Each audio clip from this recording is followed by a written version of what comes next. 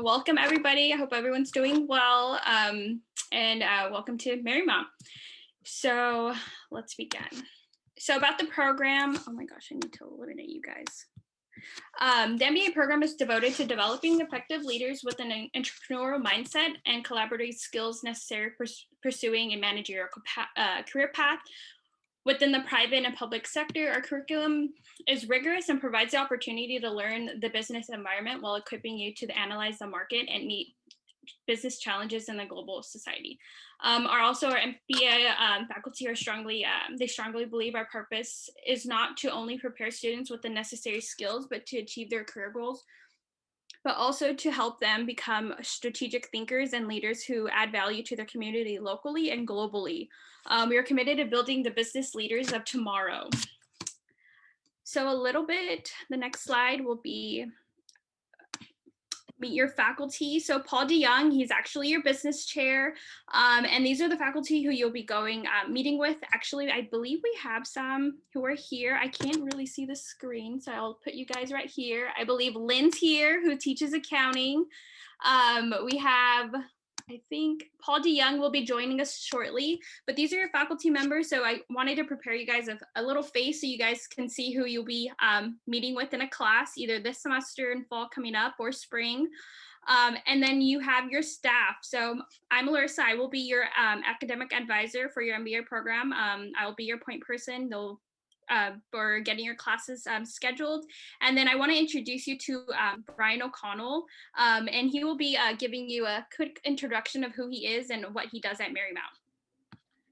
Thanks, Larissa. Hi, everyone. My name is Ryan O'Connell. I'm the Director of International Services at Marymount. And so why Larissa and Armando, who you'll meet in a minute, asked me to join tonight was because we have quite a diverse population of international students that are actually part of the MBA program. And so my role on campus, for those of you who may be in the room that are an international student, it's my job to help you navigate the immigration process to come from your home countries by seeking a visa, and then arriving, and then helping you stay on track with all the immigration related things that that you have to sort of comply with while you're here as a student.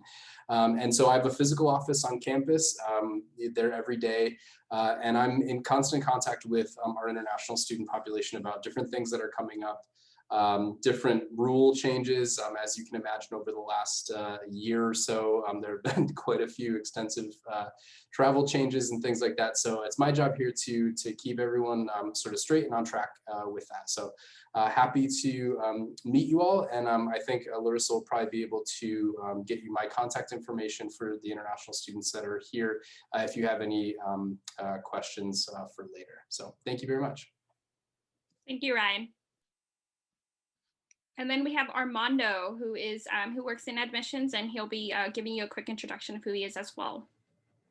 Yes, hello everyone. My name is Armando. If you're here, you've likely received an email or a message from me at some point.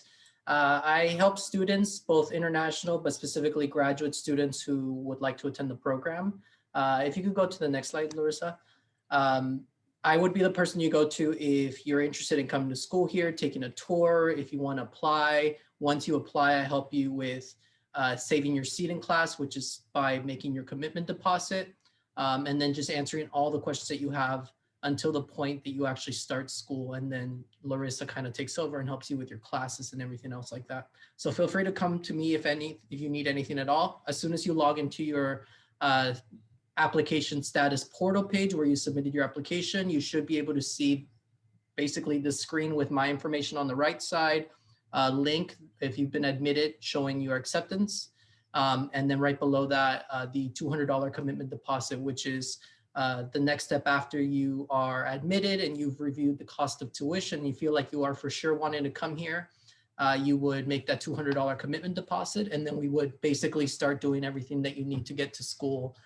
And if it's has to do with academics, you would be meeting with Larissa, and if it has to do with, if you happen to be an international student, it would be Ryan O'Connell who would be reaching out to you.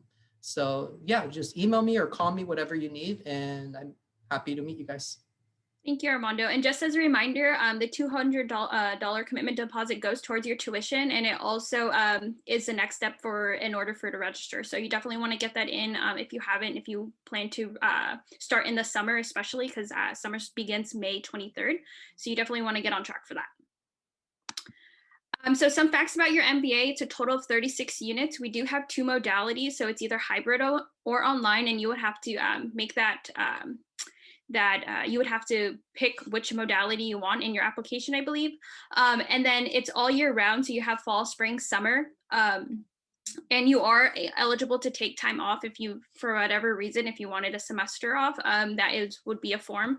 And in order to get, you have to be full-time status is 6 units, although you can be part-time if you'd want to.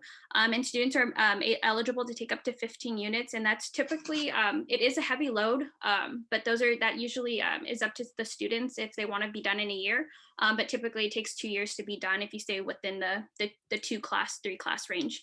You need to maintain a 3.0 GPA within your time at Marymount, or you could be potentially on probation, or even possibly dismissed. So your cumulative GPA and your term GPA needs to be a 3.0 or above. You must earn a C or higher, but granted C's don't maintain that 3.0 GPA. So if you start earning C's in your on your transcripts in the class, you are eligible to retake a class to boost your GPA. So just keep that in mind. And international students are expected to be enrolled in full-time classes, and they have to have a balanced schedule where it's either you have to have 1 class in person and 1 class online, or if you decide to take 15 units, you have to have more classes in person than online. And so this is just explaining the dismissal policy. Basically, if you fall below a 3.0 at any point of your time at Marymount, you can be on probation. You will be on probation, or if necessary, dismissed. And you will get a letter in stating what is expected to you for the following terms in order to bring your GPA up. So keep that in mind. So this is, if you guys, this is the degree checklist. So as you can see, it's a total of 36 units. You have your foundation classes, which are required classes that you need to take. And in the offered terms, you can see that there's classes every fall or spring, and some that are only offered in summer. And then you have your capstone, which is typically your last class that you take in a semester. And then you have your MBA elective. So you have a variety of classes you can take, but you have to keep in mind that classes are only offered in certain terms. And you can take 3 units of internship. Only 3 units will be counted for your MBA elective credit. So this is what it looks like. Like I said, you can finish in a year, you can finish in 2, just kind of depends on what your route is. And then when we get to that, you would meet with me and we can plan that all and do a degree plan, which maps out each semester. And then we have your course selection, which is through your portal, how it works. This is your portal. There will be more explanation once you're committed and once you're ready to register for classes. You can either do it on your own or you can meet with me. But I prefer meeting with students just so I can help them and explain the modality of how it's being taught. So especially during the pandemic, we have classes that are in person, we have classes that are online, and then we have classes that are synchronous, meaning that you'll have a Zoom time. So I definitely would like to meet with first incoming students when registering for classes, just so they can get a feel how to navigate the portal. And I would like to meet with students just to know who they are, especially now that we are in a virtual world. And then you'll be getting enrollment emails from me. So just be on the lookout, and it would be for your Marymount email. So you definitely want to keep an eye on that. And then you definitely want to register for classes on time. So MBA students get priority, so they are the first to register.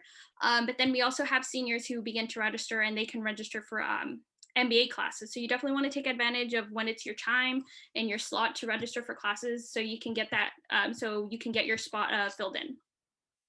And I do take appointments. We have a bookings website, but that would be further when we meet one-on-one, when we do our when we start registering for classes, and I can give you all that information. And then this is your My Marymount. So how this works is that this is where you're going to see all your class information, where you'll find your syllabi, your discussion, your assignments. Everything will be in this little software where you'll be able to see everything. So right here, you click this, and then a bunch of classes will pop up of whatever you're enrolled in, and you would be able to select that. And on the left-hand side, that's where you'll see little tabs of what you want to see. So it can be week 1, and you'll have your assignments that are due. You can also get information to our career planning, our library. So all these little tabs right here have links to navigate you to a different page of whatever you're trying to look for. And then your responsibilities as an MBA student at Marymount, ensuring that you have access to your student portal, your My Marymount, your MCU emails, reading all communication from advisors, because I will be reaching out consistently regarding your midterm grades, regarding registration, just checking in to see how things are going, how you're adjusting to Marymount, and if there's anything I need to help you with. And then reviewing your MBA requirements, you definitely want to take a look at that. Although we will meet, but just knowing of what you're registering for, what the degree plan entails, just having an idea of what about the MBA program. And then enrolling in classes promptly. So when registration opens, you definitely want to take advantage of that window, because you only have 2 days to register for classes. And you'll be getting multiple emails from myself, and then also from the VP Affairs, who sends out a mass email to students letting them know the date when registration will open for each class level. And then it's important to review the academic calendar, because we do have deadlines for either petitions, withdrawals, leave of absence. So definitely knowing the academic calendar when things are due, when certain items are due, so you know whether the deadline's going to be coming up. You get that form in, because sometimes there's times where you miss the deadline and we can't accept that. So you definitely want to be on time. And communicating with faculty, that is a huge one, just because, especially during this time now that we are virtual, and hopefully, and if you are on the online modality, you definitely want to communicate with your professors, because they are the key person you're going to see almost every week, and they enjoy hearing from students, especially if you don't understand the information. They're there to help you. They'll provide office hours. So definitely communicating with your faculty on any level is very important. And then taking advantage of resources we provide you, whether it's the Wellness Center, whether it's the learning support resources we offer. We have career planning, which they will be able to give you more ideas of internships or job opportunities that are around the area, or they'll help you with your resume research. Your resume update, or your cover letter, and interview skills. So they'll sit with you and go over and work with you on building your interview skills when you are preparing for an interview, or just getting that experience in. And then, so your financial information, as you can see, students might take up to 6 units. It's $800 per unit for domestics. So, and then internationals is 1,000. And then if you plan to house, this is roughly what it could be. And then for domestics and internationals, if you plan to pay in full, each payment is due May 1st, the first of every month besides spring. But we do offer a payment plan, which you can set up. You can set up if you'd like to do that as well. And if you wanted to schedule an appointment with financial aid to get more information, they'll be able to help you too. This would be the link. At the end of this, I will definitely be sending this to everybody, so they have the hard copy of all the contact information for of who they'd like to talk to, whether it's financial aid or admissions or myself. You'll have all the information there. And then your internship and career planning. So this is Rashni Law, who's a director. And then we have Monica, who is a coordinator. And they are the 2-point persons that if you ever need help with your resume, your cover letter, your interview, they will be the point persons that you would meet with. You would be using Bookings, the same website you would make an appointment with me. They will be there as a resource, and you have access to Rashni and Monica even when you're alumni. So, and there's many opportunities that they provide with internships, and it's very important to get and connect with them if you ever need that help, because they'll be able to assist you with anything you need in that whole career environment. and they are going to be having also having some fairs that happen within the semester. So you definitely want to take advantage of that if you're trying to network and get more opportunities out there. And then we hear to your success in the program. But I also wanted to do a quick introduction to Miss Lynn Marsh, who is our and Daryl. These are both faculty. So if Lynn, if you can introduce yourself to the students and give a quick introduction of who you are and anything that you'd like to prepare the students before beginning, that'd be great. Hi, everyone. Some of you I already know, some of you I have not yet met, so nice to meet you. Basically, my background is I spent a few years with KPMG as a public accountant, CPA, and then transitioned into corporate. I've worked with $2 billion companies and $150 million in revenue companies. I worked in the large corporate as SEC manager of financial reporting, and then worked in smaller companies and to help them turn around their organization, and then startups. But as you know, my love, for those who know me, my love is teaching. I always loved working with my staff, and it finally occurred to me that I was perhaps a teacher. And I have been teaching for the last, I guess, 10 or 15 years, and most recently with Marymount full-time for the last 6. My approach, if you've taken any of my classes, you know I try and emphasize real world. I know that not everyone wants to be an accountant. However, I can guarantee you that you will use accounting in your life, both personally and professionally. And so I try and emphasize even more the real world applications in the MBA program, because most of you have had a business background. For those of you who haven't had a business background, I cover the foundational concepts. I do leave that more to your learning that at a little quicker of a pace than I would an incoming freshman student or sophomore student, so that we can spend more in-class time on real world applications.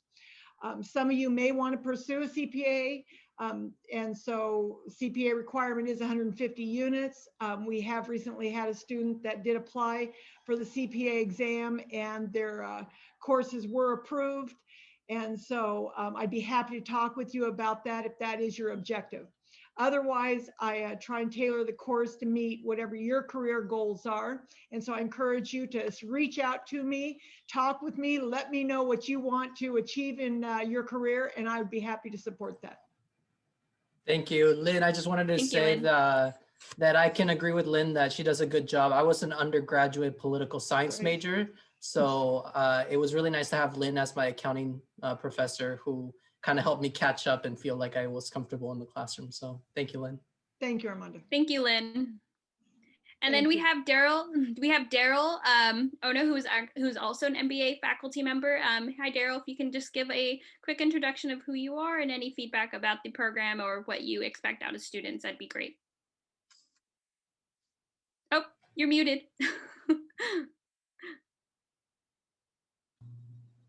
Okay, I'm sorry. No worries. My name is Daryl Ono. I teach the corporate finance class in the MBA program. I have a PhD in finance, and that's the advanced corporate finance course. So we really cover a lot of contemporary issues in the world of finance. And many of my students then have gone on to work in the financial services industry, stockbrokers, certified financial planners, chartered financial analysts. And to qualify for those examinations, they're just going to have to take this class. There's no doubt about it. So when I teach the class, I'm really catering to those people who want to go further in their financial services. The class is for everybody. The class is for everybody. However, after you take this class and after you go through the MCU MBA program, you're going to be qualified to take those examinations, all of them. So that's the most important thing. And it's just not my class, but a lot of the classes that Professor Marsh teaches. Also, I see Professor Tomlin here. those classes are going to be required for those examinations. So that's kind of a, let's say, of a depressing thought, because you go through the MBA program, then you have to take all of those qualification examinations, the certifications to get your licenses. But that's real world, and that's the type of training you're going to receive here at MCU. So welcome aboard, and I hope you enjoy the program. Thank you, Daryl. We also have Dave Tomlin. Hi, Dave. Long time no see, but if you want to give a quick introduction of who you are and a little feedback about the program and what you teach, that'd be great. Sure. And it's so good to see Professor Marsh and Professor Ono. You could not have more dedicated professors as those two there. And I see them in action and how they care, and they take care of you for you to be mentored, and they go beyond duty. And I'm very proud to be with them. Back at you, Dave. Thank you. So I started with a loan from the Sears Credit Union of $1,250 in my junior year of college. And I started my real estate practice because a husband and wife broker who came into Sears and would buy a couple $1,000s worth of building materials for $100 because they were friends of my manager and I was assigned to work with them, laughed at me when I said, "Will you help me start a career in real estate? I'm an architectural major and I'd love to start." And when they laughed at me, that made me mad. I said, "I'm going to show you guys." And I talked to my father, and he put up $1,250 in his line of credit. And we started a company now that has developed over or redeveloped over $1.5 billion nationwide of real estate. So I always tell my students, never let anybody tell you no. Never let anybody tell you no, or you can't do it, because you can do it. And the faculty and staff here, Larissa is one of my favorite advisors that I've ever worked with, and we're all here to help you with that. So my particular class is my love of real estate development. I'm very fortunate to be able to teach real world learning in a number of business management courses, being a CEO of my company. But I'm going to, if you are able to take and have an interest in a real estate development course, community development, I'm going to show you how you're going to be able to measure an acre of land without using a measuring tape. And I can show you that right now. If we were in the classroom, I would look up at the ceiling to tell you that the ceiling tiles are 2 foot by 4 foot, and how you can measure that room without using a measuring tape. But if you take your finger right now, just this little section right here, if you do that, that's 1 inch. That's just about 1 inch. And you can go around, you can measure, or your pacing of the steps of how to develop. So we take various different sites. I give you 3 sites. One of them is the waterfront redevelopment of San Pedro, who is a good friend that's redeveloping that. And we're going to show you how to take that site and turn it into your dream project of real estate. And a lot of times what we try to do is when a student selects a site that they want to develop, or a project they want to develop on a site, we actually go down, even with COVID, go down and social distance and look at that site. But a lot of the students will take what they would like to build a business or develop their site. A lot of times a sports facility, or their dream beauty salon or fitness facility, we develop that out. And so how to develop a site, make it profitable, how to lease it, find the right tenant, how do you get in and out, ingress and egress, making a left-hand turn that makes a success or a failure of a site. We talk about all that. So I hope that we were able to give you that experience, and I love to be your professor. Thank you. Thank you, Dave. Thank you, Lynn, Daryl, and Dave for joining us. I want to kind of just leave it open to the students. If you guys have any questions for me, questions for the faculty, or any questions at all regarding the admission side, it's kind of just open to you guys. If you guys want to ask us anything, we're here to answer all the questions you guys have. Yes, and feel free to either type them into the chat inbox or to turn on your microphone and ask us. But yeah, we just kind of want to open up the floor to any students. And often I like to tell students that if there's something that you're curious about or a question that you have, chances are that there's somebody else here that has that same question too. So don't be shy about asking questions. Yes. I had a question actually. I'll even turn on my camera just because I'm feeling cute today. But jokes aside, I was signing up for my classes for summer and for fall. And I noticed that at least based off of the curriculum that I have, which looks pretty much the exact same from what you showed today, that some of the elective classes in particular aren't like showing up on the website. Is it just a matter of just figuring out when those classes will be done, like right now, or is there something maybe I'm missing?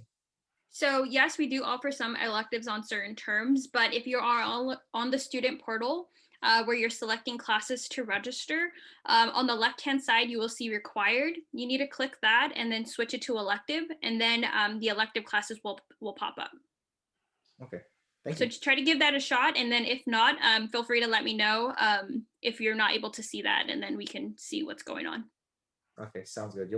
Knowing my luck, you'll probably get an email relatively soon. But thank you. No worries.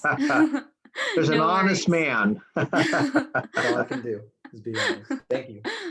Of course. And it's also true that I believe that certain elective courses and certain courses in general are only available either in the fall, spring, or summer, correct? Yes. So on the degree checklist, we'll state what term classes are being offered. They'll either say just spring, every spring, or summer, just depending on what the term is. Any other questions? Don't feel, oh, we got one. There you go. Yay. Do you, go ahead. Yeah. So the reason why you can't see a full amount for summer is because you're not registered for classes yet. So once you register, you'll be able to see what tuition is. Once you get your either a class or two, whatever you're trying to, however many classes you're trying to register for. And then once you'll see the final tuition once that's all done and registered for. Yes, and if you are looking to start in the summer, then it's pretty urgent that you have your student portal access now. If you've deposited and haven't received that access, please just send me an email and I'll help you figure that out. If you're a fall student that hasn't attended Marymount before and you're new to here and you've deposited, we haven't quite released the portal access yet for those students. So we plan to do that in the next week or so. Yeah, so if you are starting in summer, which is in May, the end of May, May 23rd, you will be hearing from me next week to set up an appointment to get you registered. But if you are starting in fall, we are not starting to register new students till June 1st. So you'll still have a little time to hear from me, but just keep that in mind. June 1st is going to be it's going to be open for students who are going to begin in fall to register for classes. I have a question. I've had this conversation with you before, but as I've mentioned earlier, I'm actually an MBA student at MCU. I'm finishing up one of my last classes, and then I have my capstone this summer, and then I'll hopefully be able to say I graduated from MCU. But could you tell me a little bit about the Capstone Project and kind of what we can expect in that? So Capstone is going to be with Cal Castle. Unfortunately, he wasn't able to join, but pretty much is you're going to create a business project, and you're going to kind of take all the classes that you've learned through your MBA program all into one and creating this business. So Cal Castle is he's a great professor, and he's going to be the instructor for that class, and it's just you're gonna start from the beginning to creating it, and then the end mark of what you created and how you created it and what is going to be and what the business is about. And it's a whole project all in just one semester. That's 16 weeks to create this kind of business that you've and I always ask students tell students to focus on something that they enjoy and something that they admire and that they want to focus on, because doing something that you're not truly interested in, it's not going to work. So you always want to find that interest in just building off of that, because you never know what it could lead to at the end of graduation. So keep that in mind, that at the end, so the pretty much the last semester you're in your program, that's when you'll have your MBA capstone. And I'd like to get those classes, those foundation classes done before you get to that final project, because you definitely want to get all the knowledge you can before getting into that that final class. Thank you. Of course. So if you guys have any more questions, again, type them into the chat inbox or turn on your microphone. I really quickly want to introduce Professor Veliz. Professor Veliz, thank you for joining us. Would you like to introduce yourself and say a little bit about yourself for the MBA program? Okay, thank you. My name is Ruben Veliz. I've been at Marymount about 11 years now. In the MBA program, I teach the marketing class, marketing strategy, business 550, and the strategy class, which is business 561, I believe it is. I could be wrong about that number. And that's in the summer, but we're also going to have a section of that in the fall. I focus a lot on the cases. And I see one of my students here, Joseph, who's a good student, who can probably attest to that. Yeah, I'm still working on the business plan. Good for you. Yeah. Okay. So what you do is we have cases that are real life cases about businesses. And usually there's a problem that's going on. They're trying to introduce a new product, or they're trying to grow, or trying to introduce a new pricing plan, something like that. And you have to answer questions about it and talk about it. We do a lot of discussion about it. And then you might have to write about it a little bit. So that's basically how it works. It's pretty easy. Pretty straightforward. I don't know if it's easy. Thank you, Ruben. Yeah, and a lot of the classes that we offer, there's a lot of real world kind of information that, teaching that the professors are trying to do for students, so that you can take once graduated and once you find a career path of what you're trying to do. Although you might not have accounting that you're trying to focus on, but there'll be some kind of accounting in a business job that you're trying to do, or the corporate finance side of things, or the marketing side of things. There'll be some kind of intertwine of the career path you're trying to do, but like I said, that the professors really do focus on trying to give you guys the real world side of things, trying to make real case scenarios that could really happen potentially in the whole business world for when you pursue that. But go ahead, Armando. No, go ahead, finish. No, I'm good. I already finished. Oh, I was gonna say that something that I really personally liked about this program was that in almost every single individual course that I took, and I had all of these professors, was that there was almost always a semester-long project that you were working on, in which you're taking what you're learning in class at that specific date, and you have to memorize it and internalize it, because you are having to use it again. And then the best part is that at the end of the class, you have a business plan, you have a marketing campaign, so you'll always have that with you. And it's like a portfolio of work that you can always refer to in the future if you are looking to start your own business or you're trying to give someone advice. So it does a good job. The program does a good job of helping you internalize all the information you're learning. And my experience at my very large undergraduate university, a lot of the time was that I took a course, I tried to memorize as much information as I possibly could.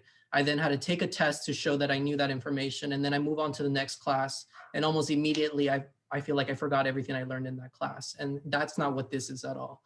So it is a very special program. And I feel like everything I've learned in the class is still with me. And I could always refer to because of those semester-long projects I was working on. And right now, currently, I'm working on my stats semester project. So wish me luck with that. But yeah, I also wanted to mention that we have another professor that just came in. He is Dr. Paul DeYoung, who is the business department chair. So I would just want to pass it over to Dr. DeYoung. And if you want to introduce yourself, sir, and say a little bit about yourself in the program. First of all, I apologize for being late. I had it in my head that this started at 6, so apologize for that. We've had 6 o'clock meetings all week. Anyway, it's nice to meet you all, although I can't see you. I see a Nautilus shell and then your names, but it's nice to meet you. And I am the department chair. I'm glad our faculty were able to join you, so you got a chance to see them. It's all about our faculty here. Both our faculty in the MBA program also teach the undergraduate. Very often our students move from the undergraduate into our MBA and our 4+1. And so we kind of see you all the way through. You'll get to know us very well. And I think that's one of the strengths of the program. So I come from industry. I worked at Deloitte for a number of years as a management consultant. So I've worked with a lot of different companies in business, and spent the last 5 years at Marymount. Started out as an adjunct and then became a full-time professor 3 years ago. So we have fun here. So I don't want to spend too much time on myself. I just wanted to say hi and apologize for being late. No worries, Paul. And you hear from the faculties, their experience and what they bring is a lot of knowledge and a lot of they've started from the bottom and worked their way to the top, and they've been in your shoes before. So they're able to help you in any way, and they're there for office hours or whatever you need. Oh, it looks like Kosi joined. Oh, is it? Yeah, Kosi. Yes. Oh, we have another professor, Kosi Makpayo. He is also a professor. And can you introduce yourself, Kosi? I'm Kosi Makpayo, and I teach in the MBA program. It's a program that I really like. I was there since the inception, like most of my colleagues here. Passion. Thank you. Thank you, Kosi. I have to say something just to show you how all the faculty and we're all good friends and we get along. That's the first time I ever saw Professor Makpayo without a coat and tie on. That's why I hide myself. I hide myself.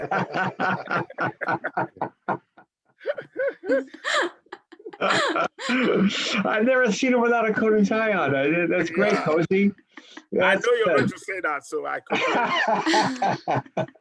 wanted to beat you to the punch. But I'm glad be nice to Kosi because he's going to be grading my final project in about a week. So everybody be nice to him. I'm glad that majority of the faculty member from the MBA program are here to join. And I'm happy to have you guys here. And I'm glad that you are here to show your faces of who you are, because this virtual world is no joke. So, and especially with this pandemic, in fall is going to be another semester of it. So I'm glad these students are able to see their professor's face and get a feel of who they are and feel more comfortable when they start and when they begin either in the summer or in the fall. But I want to leave it open to any students. Do you guys have any other questions? We're here to help. We're here to answer them. Don't be shy. Like Armando said, if a student has a question, there's most likely another student who has the same question. So feel free to ask, because we're here to answer them.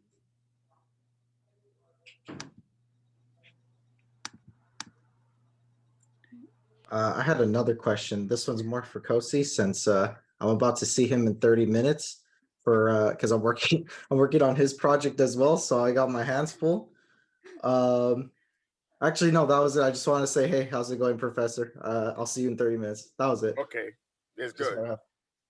Just maybe place a comment here. We are really, what I like about Marymount is we really care about the student. We support them, and we go all our way to build our, you know, we try our best, and whatever you ask of any faculty here, it makes sure I can guarantee that everybody will go their way to help.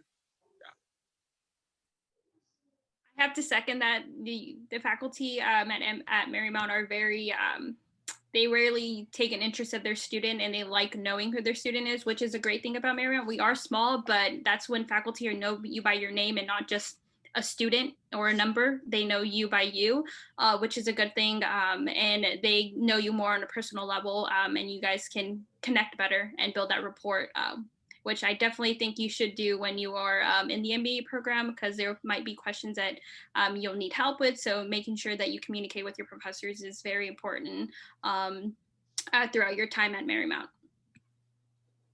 Yes, I definitely second that. One of my favorite things about the program was also the fact that there are no teacher assistants at Marymount. So when you have an issue or someone's grading your paper or you're being mentored or you're going office hours, you're talking to these people here, and they are very helpful, and you build relationships with them, and they care about you as more than just a student in their class, but someone that they're trying to help go into the world prepared. Hello, good evening. Hey. Hi. Hi, Amanda. So this is a quick follow-up on our conversation yesterday. You had mentioned that we could do internships. So I wanted to find out if the internships can be throughout the course, or it just has to be that one semester. So you're only allowed 3 units of internship, but you can break that up into a semester. So you could do 1 unit in fall, 1 unit in spring, 1 unit in summer, but you're only allowed 3. So yeah, you can break it up. And 1 unit of internship is 60 hours. And so you'll have, depending how many, depending what semester you do it, you'll have 16 weeks to finish those 60 hours. So it could be 2 hours a week, 3 hours a week, just depending. But you certainly can break it up, but only 3 will count for the program. And you only want to do 3 because you don't want to pay for extra units that won't count for your degree. Okay, all right, cool. Then I know that we're not going to be having lectures during the day, and we're supposed to spend that time doing our assignments and all of that, but I don't think that's like enough for me for 24 hours. That's what I was asking about the internship. So does the internship, how do I put it now? Apart from the one that is the credit unit, are we allowed to intern with organizations just on our time? Yeah, so you can do, so our classes are towards the evening. So they're from 6 to 9, meeting once a week.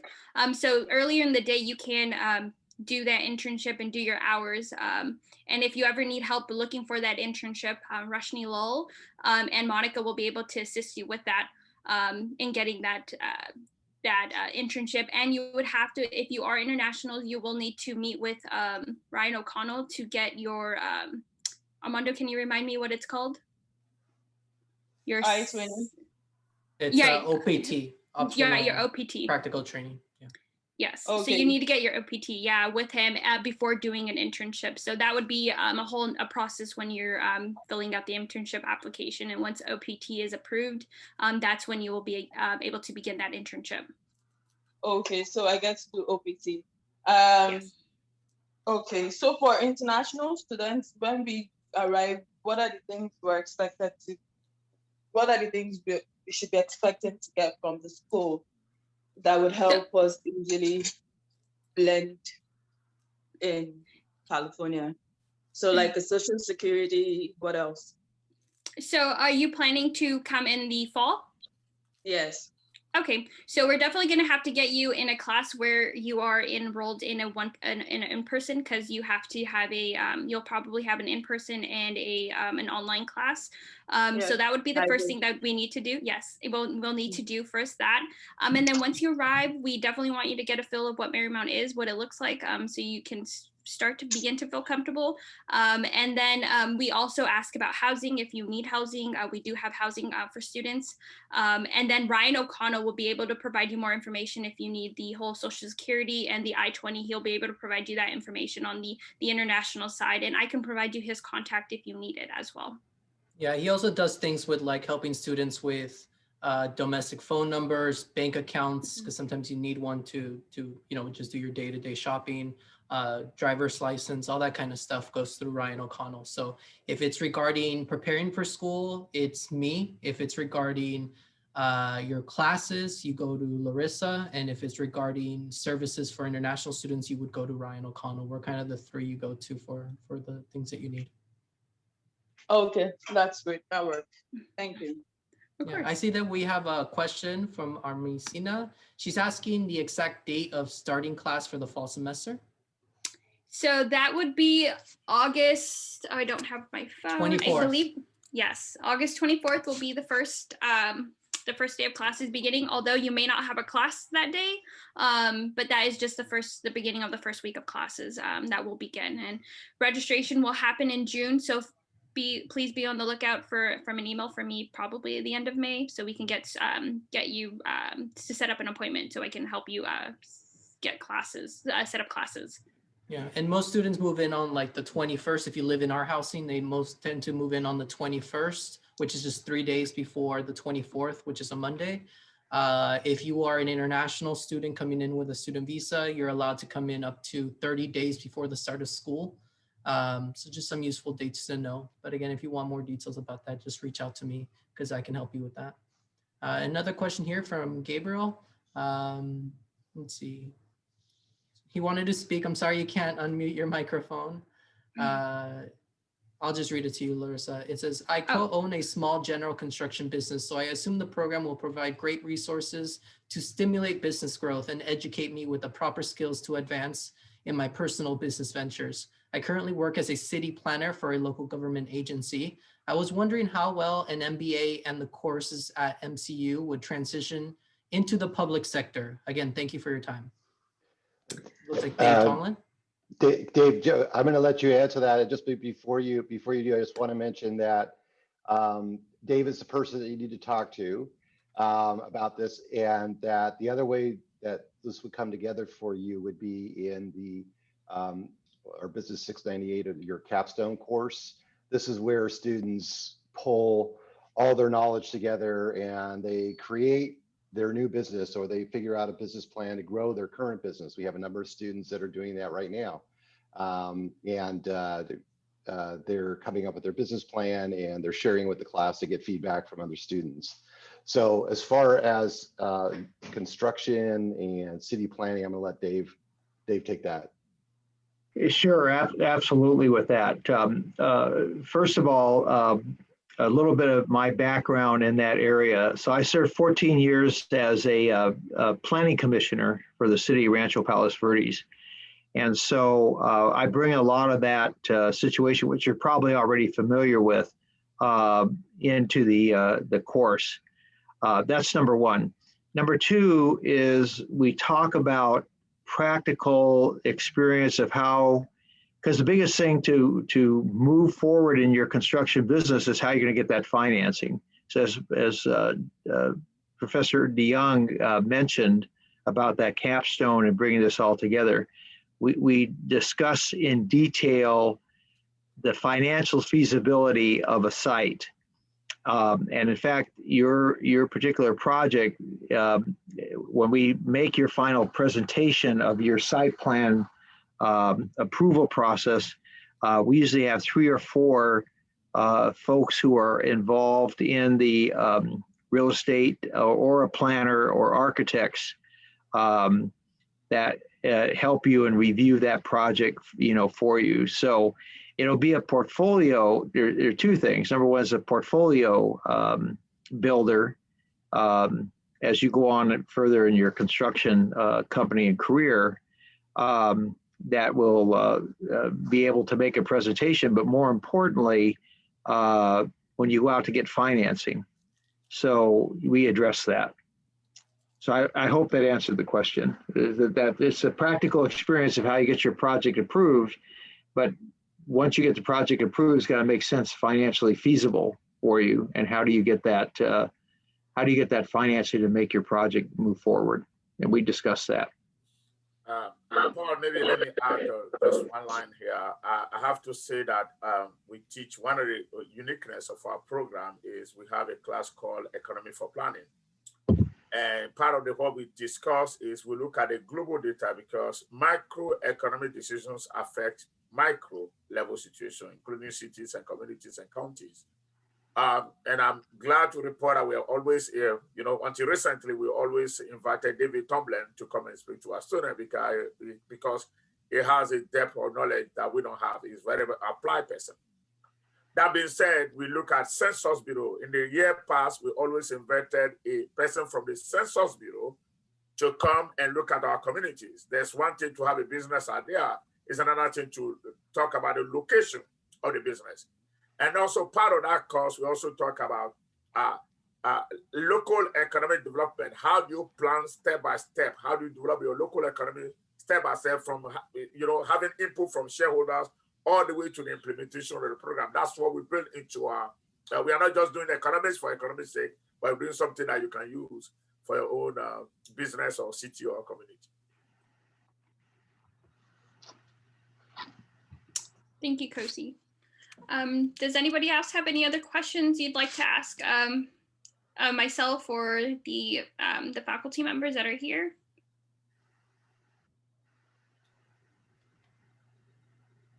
Yeah, and in case anybody wasn't reading the chat, somebody else asked about if they could take just one class, which would be 3 units per semester as a part-time student. They obviously could if you wanted to. The only exceptions would be international students who are here on an F1 visa. They must maintain at least 6 units per semester to maintain good status for their visa. And if you take 6 classes per semester, you would graduate in about 2 years' time. You could do it sooner if you wanted to, but if you want to be here, enjoy your time, intern, be able to get good grades and really internalize the information, 6 units or 2 classes per semester is a good track for an international student.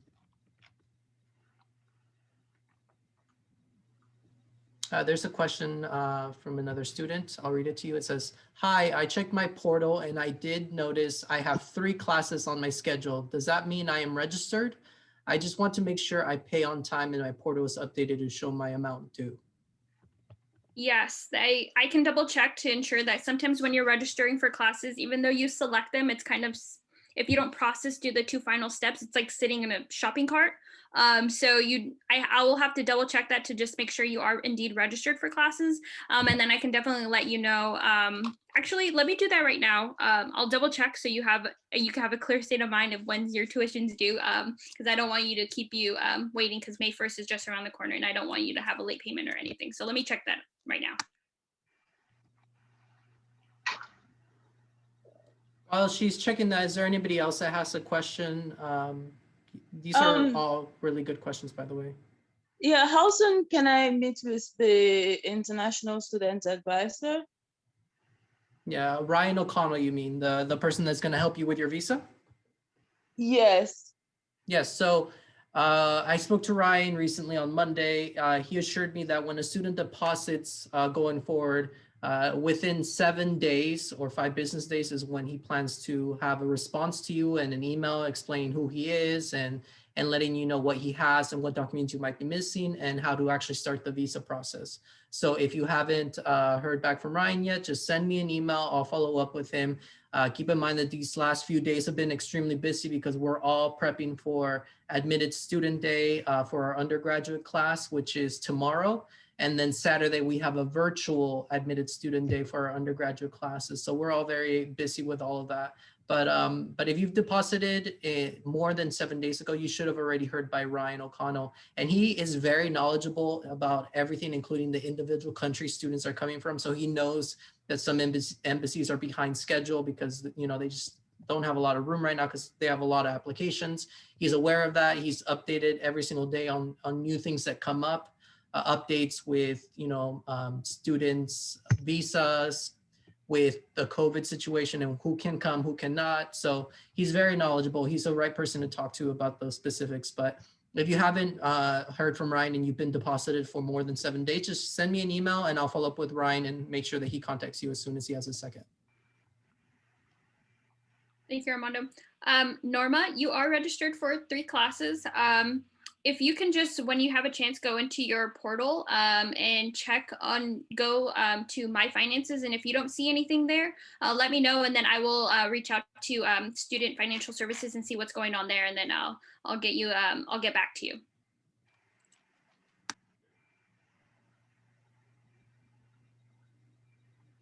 Is there, do you guys have any other Yes. questions? Yes, I'm happy to, Rome had a question about their application. I'm happy to get off of this, and I'm gonna email you a Zoom link right when we're done with this, and then you and I could talk about it. So just check for that.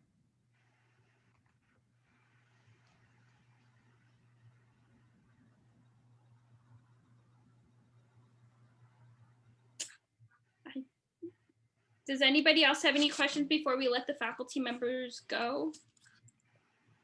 I just wanted to say something, since we have a little quiet time, that I think one difference between the Marymount program and other programs you might see is that our professors have a lot of real world experience. This isn't an ivory tower kind of place where you just do papers and research and that sort of stuff. My background is in the electronics industry, in marketing and product management. And I'm sure all the other professors, when they spoke about their backgrounds, excuse me.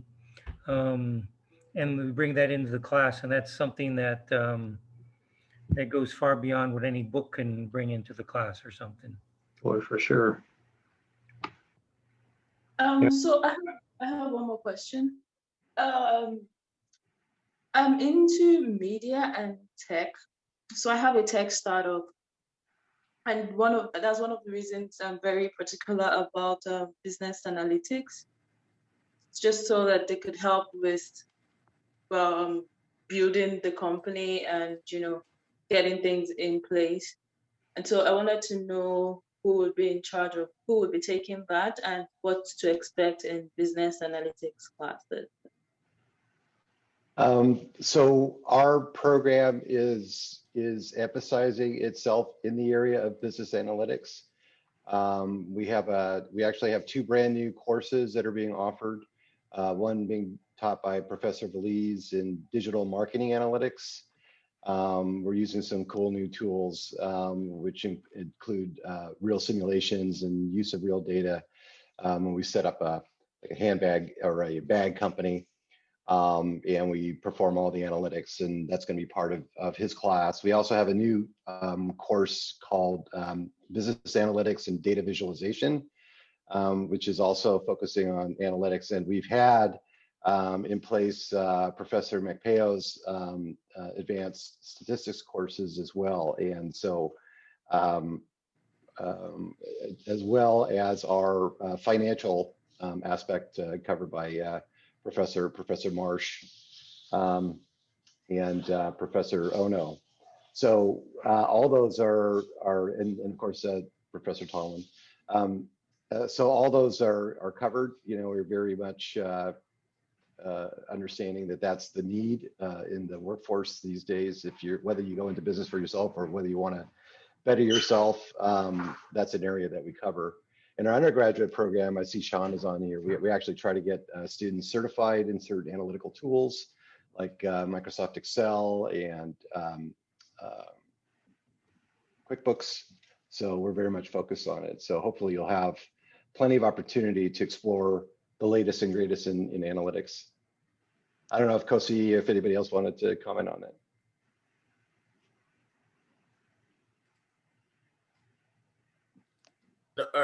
Paul, I think you cover it all, and that's exactly what it is. And we try to be as apply as possible.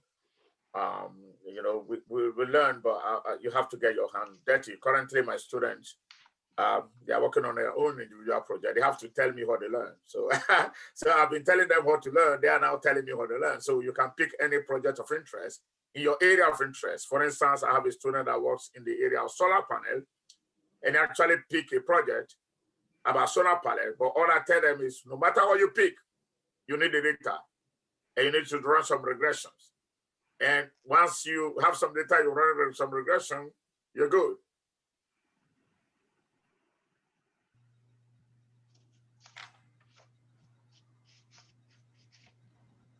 Anyone else? Any questions? Thank you.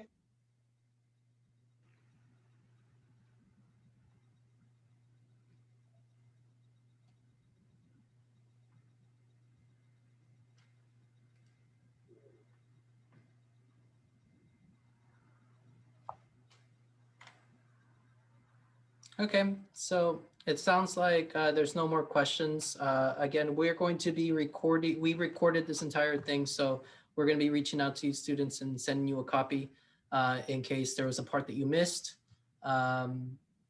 Larissa, thank you for hosting this entire thing. It was amazing. And thank you everybody that attended and was able to speak. We look forward to seeing you. Again, reach out to me if you have specific questions. I'm going to be speaking to Rome as soon as we get off. And yeah, just thank you, everybody. Have a great day. Thank you guys for joining, and See y'all. don't forget, thank you, the faculty members, thank you guys for here, and thank you for the students who came to participate. As we said in the first slide, if you haven't paid your commitment deposit, please do that, and if you need assistance with that, and then Armando will be able to help you. That payment needs to be in order to register for classes, and as a reminder, the $200 does go towards tuition, so it's not going nowhere, it's going towards your tuition, so definitely do that so you can get registered, especially if you're trying to begin in summer. Summer's around the corner, and if you have any questions regarding anything else, feel free to reach out to me. I'll be able to help you in any way I can. Okay, well, it was nice seeing you guys. Thank you guys for joining. Have a good evening. You see y'all. Good to see you. God bless you, Good to Larissa. see you. Yeah, God bless you. bye. Bye. See you. Bye. See you all soon in the hall. Amen. Yeah. Almost there. The hall's coming alive. Bye, guys. so Have a good much. night. Bye. Bye. All right.